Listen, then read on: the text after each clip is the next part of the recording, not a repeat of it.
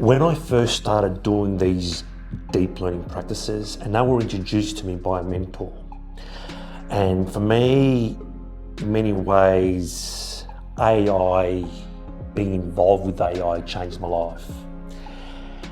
Because what it did 5-6 years ago, it basically put a torch on my learning model. That's when I realized that I had a learning model that I was living with from the days of university or even the days at high school. I had the same learning model. And what AI did, it exposed me, because I was walking into these rooms with some serious software engineers talking AI, and I had no idea what they were talking about. And I knew that they knew that I had no idea what I was talking about, because my knowledge was not at that level. And I tried reading all these books, and I tried doing all these courses involving AI, and my growth in that space wasn't growing, it wasn't developing. So there's no way in the world I was gonna survive the AI space. And I knew it, and I had no way of finding how I could change this, because I was reading all these books, I was doing all these courses. And this is why it's really important to have mentors, especially mentors in your life that believe in you and you believe in them. So I remember with my mentor, and we're talking, and I was feeling pretty stressed and had a lot of anxiety, and he introduced me to these deep learning practices. Very simple 4-question practices. And when I saw it, I thought, you gotta be joking. I mean, come on, I'm trying to learn AI here, and you're introducing me to these practices. Because I had no idea what the term deep learning brain model was. I had no idea what the term surface learning brain model was. I had no idea. And so when you think about it, a surface learning brain model is when you're given information to reproduce it for a grade or reward, and then you follow a process for a grade and reward. So you do that for the next 20, 30 years, and you automate that process. That was my life, because everything that I'd done up to that point was about reproducing information, whether it's to get a salary or to make money from a business, to improve on that process and to do just enough at the surface level to get by. And had it not been for AI that exposed that model, that exposed me to that, I would never have learned about deep learning. So going back to my mentor, so he said, do these exercises, answer these 4 questions, do them daily, and do them for 21 days in a row. And the first 15, 16 days, I saw no change. Nothing changed. If anything, I thought these exercises were stupid, because they looked simple, and I didn't see how that was going to help me in the AI journey. And so I got up again with my mentor, and we had a chat, and he said, how you going? And I said, this is my issue with these practices. They're just too simple. They're just not working. And he's such an intelligent man, because he was looking at my body language. He could read me really well. He said, Ross, you just got this negative attitude. Your attitude's wrong. Your mindset's wrong. What we're doing here is deep learning is about exciting the brain. Deep learning is about finding your calling. It's about taking action. It's about applying knowledge, new and old, to something that is meaningful, something you care about. And through that, you find a purpose, you find a new goal, you find the ultimate calling. I still couldn't see it. I still could not see it. But he said one thing, and this is the one moment for me, this is the one moment for me, and it's an analogy. It's an analogy which changed everything. Because my approach, my mindset, how I did these practices changed, and that changed everything after that. So he said this, okay. He said, I want you to imagine this. I said, okay. Now think about it. You're in a dark, pitch black room. He says, let's make it even better. Let's make it even better, he said. You're in a dark, pitch black house. You cannot see any light. It's a 3-bedroom house, but you can't see any light at all. I said, okay. And so in that house, somewhere in that house, there's a bag that's got $100 million.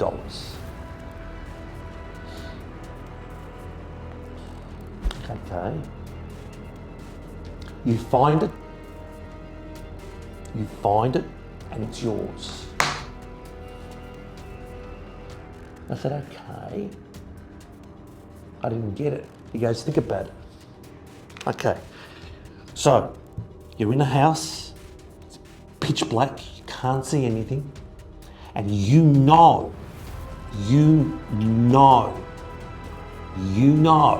that house, there is $100 million. You're 100% certain of this, okay? Find it. What would you do? What would you do? How would you approach it? Well, I know for me, I would not leave that house. I would not leave that house. I would try everything. I would take risks. I would just keep explore new ways. I would discover. I would make mistakes, but I will not leave that house until I found that $100 million bag. So what does this mean? Okay, so what does this mean? He said, okay, you're going to use that approach to do the deep learning practices. Because what we're doing here, the deep learning practices, the same approach as if you're looking for that $100 million bag, because that $100 million bag is your genius, gene. So what you're doing with deep learning practices is you're finding that genius gene that sits inside you, and it's there, everyone has it. But if you don't believe it's there, if you don't think, just like the room, if you don't think the 100 million is there, you're gonna have a different approach to it. You may, if I don't really believe there's $100 million in that house, and if I find it, it's mine, if I don't really believe it, my approach is gonna be different. My mindset's going to be different. So if the way we approach these practices is based on our mindset, the mindset of how we approach it. So what are we doing? We want to find that inner genius inside us. It's there, everyone has it. It's there and everyone has it. And if you find it, it's yours. But think about this, right? So you know there's $100 million in the house, you're certain of it, you know it. What would you do? How would you approach it? I know me, I wouldn't leave the house. I'd be there, nothing else in the world would matter. I'd be so focused on that goal. That's the same approach here. That's what we're doing. You have to know that it's there. You have to know that this genius is there. But the problem is we all came out, or most people came out of an education system that overwhelmingly created surface learners, reproducing information for a grade or a reward, and then following a process for another grade or reward, and then automating that process. So you never ever found this because you didn't look for it. You didn't believe it was there. I came out of education system that was fixed. I had a fixed mindset that, I had to play it safe, avoid mistakes, doing just enough, fear of failure, fear of not succeeding, all this stuff kick in. But when you're a deep learner and when you're so focused on that goal, when you know it's there, the approach, the mindset is different. And so that piece of information, subsequently to him saying and subsequently to me changing my mindset, changed my life. Because those 21 days, especially when you're reflecting as a deep learner, basically you realize how much of your feelings and emotions that we don't actually use, but as a deep learner, you actually utilize those feelings and emotions to develop and grow. And what happens is you're always solving problems, and you're always solving different problems. You're always citing other things, and you're making other connections. But what did happen for me? I became, literally within 60 days, I became so excited about AI. I fell in love with AI. Especially the philosophy of AI, the cause of AI, the meaning of AI, the real in-depth of AI, and all the connections and what it all means for the humans, for everything. It became exciting. I started to chase the knowledge. I started to actively look for problems, and I started to try and solve those problems. And what happened for me was ultimately something changed inside me. It was almost like my brain switched. It just switched from a surface learner to a deep learner. From someone that had no idea about these practices. And for me, if it wasn't for AI, I would never have discovered this. Never. But then I asked another question. So what about these practices? How come these practices weren't introduced to me at school? How come it took me 45 years to find out about these practices, to learn about deep learning? Why did an overwhelming majority come out of an education system as surface learners? So I started to ask these questions, and I discovered another problem, a bigger problem. And this is why I'm here, this is why I'm doing this, because AI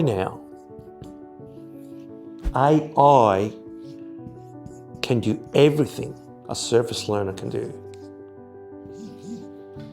It can get data better than the human. It can reproduce that data better than the human. It can follow a process. Follow a process to the exact 1, 2, 3, 4, 5, if this happens, do this, better than the human. That's a problem. That's a big problem for a lot of humans. And a lot of humans, I'm in this space and I see what's going to happen here. It's happening now. It's happening now. So that's one problem. So a lot of humans I see are here that are going to be outmaneuvered, put aside because of AI.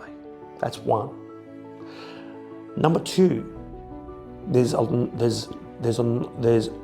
very few deep learners, very few people in the world that truly understand AI.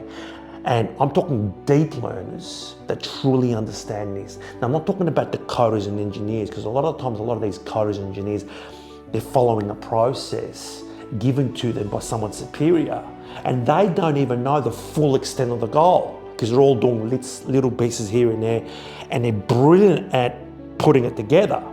But someone else is putting the puzzle together, and it's usually the deep learning brain models. And there's only a small percentage of people that understand AI, and they're the ones that control AI. The problem is, if we have a majority of surface learners, first of all, you as an individual, if you know you have this genius gene, you know it's there, and if you find it, it's yours. See, my mentor, I don't really know, to be honest, whether I have genius gene or not. I don't really know whether he was telling me the truth or not. I do know one thing, I believed him And all my actions subsequently changed, and my life changed. My discussions changed. My work changed. My AI businesses changed. Everything about me changed. It's like this other person that was there but I had never met came out. So within that process, you're searching for your genius gene, but within that process, you're taking risks and you're living a life of adventure. You see the difference between a surface learner and a deep learner, and I can tell you it's no comparison. And everyone has the capacity to do that, and everyone has genius potential. I believe that, and I know that, and I'm still searching for my genius, but it's the journey within that process. I'm experiencing, I'm developing, I'm having these discussions with CEOs of major companies, which I would never have had if I was a surface learner. I'm taking on these tasks, these risks, these world-leading problems, which I would never have done if I was a surface learner. So you have to know that you have it. You have to know that you have to believe it. It's a growth mindset. But this is the thing, right? But this is the thing. And this is where I see the big problem now.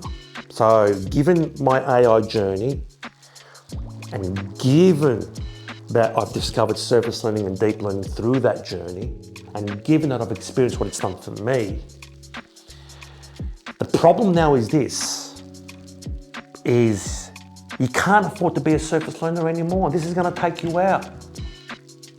And if my mentor had never told me about deep learning, I would never have found out. I would never have found out. I didn't have no idea what deep learning was. And so the question is this. My question here is this. Right now, how do we convert the majority of humans from here to deep learners so they can find their inner genius? Because you need to, first of all, believe that you have this. You don't want to die not knowing that you had this, but you didn't chase it. Because the difference between a genius and a non-genius is awareness. Going back to the $100 million analogy in a house. What would you do if you knew there was $100 million in the house, in a pitch black house? Now, you may get hurt trying to find it, but I bet most of all you would do anything, try everything, do what it took to find it. And through that process, through that journey, you will grow, you will experience adventure. You will make a lot of mistakes, but that's part of the growth and process of finding, of looking for. You will find new ways, new senses, new feelings, new emotions. You will connect to other parts of your brain. And the old experiences and new experiences will start to connect and start to form new ideas. And this is the future. The future is, the way I see it is, we need the majority of surface learners to become deep learners, and as deep learners together with AI, because this is where this is where the magic is. Together with AI, you become superhuman. So this is where the magic is. Deep learners together with AI elevate themselves to superhumans. That's where the magic is. I can't see, and they're talking about regulation and AI, and I hope they do that, and I think it's a great step forward. But the guys right now that control AI, there's only a small portion of them, very small portion of them now that really truly understand it. They're super smart. They are super, super smart. I don't know how governments are going to regulate these guys. So what you're going to have, and this is a worldwide regulation on AI, you're going to have a very, very small portion trying to get to a super intelligence AI. And whoever gets to there is going to control the world. I can tell you this as a mathematical fact. But if we have a majority of people as deep learners, the more and more and more people become deep learners, the more they understand AI, the more they can understand how to utilize AI, the more they can understand how to create ideas and to better AI. Because if you are not a deep learner, you won't understand AI. How is anyone going to be able to monitor what the deep learners who know AI, how are you going to monitor them? Who's going to monitor them? And the people in government, are they deep learners? Are they surface learners? I still don't know that. Are they following a process? Who are they following the process for? These are all serious questions. And for me, one of the interesting part was I started this journey because of my lack of knowledge in AI. And if I didn't have that lack of knowledge, because initially when I got involved in AI, I got involved as a surface learner to learn some information at the surface level, to reproduce it, to make a sale, to make money. But that wasn't gonna cut it in this space. It wasn't good enough, and I was getting exposed. And so then doing these deep learning practices, learning about deep learning and having a mentor, which is really important. I was very, very lucky to have a mentor that showed me this. But knowing what I know now and having discovered this,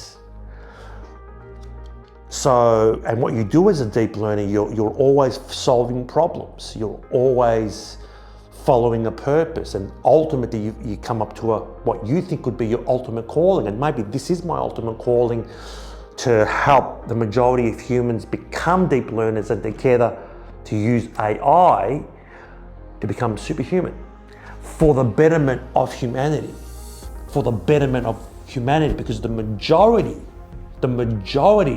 should be controlling the AI. And if you have a majority of deep learners, everyone's gonna wanna do what's better for the majority.